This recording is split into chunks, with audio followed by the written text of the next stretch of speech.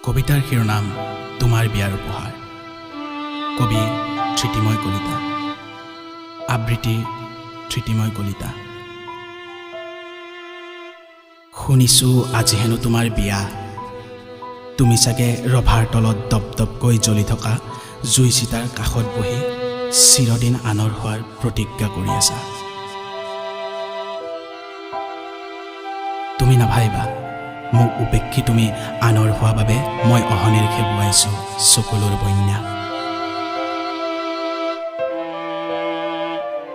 মইতো ভাবিছিলোঁ তুমি মোক পাহৰিয়েই পেলালা, কিন্তু যেতিয়া তুমি তোমাৰ বিয়াৰ নিমন্ত্ৰণী পত্ৰখন লৈ মোৰ কাষ চাপিছিলা, তেতিয়াহে অনুভৱ কৰিছিলোঁ তোমাৰ হিয়াত যে মোৰ স্মৃতি এতিয়াও বিৰাজমান।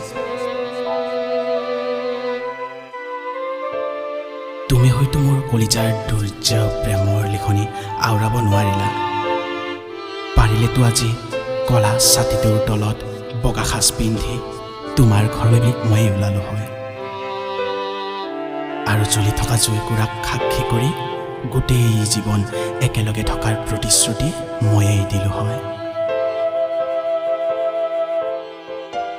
আজি এই দুষ্কাল যন্ত্ৰণাময় নিশাত তোমাক বৰকৈ মনত পৰিছেও। তুমিতো আজি যাবাগৈ আনৰ ঘৰৰ লখিমী বোৱাৰী হৈ। শেষত তোমাৰ বিয়াৰ উপহাৰ মোৰ এই জীৱনটোকে দিলোঁ, তুমি সুখত থাকা।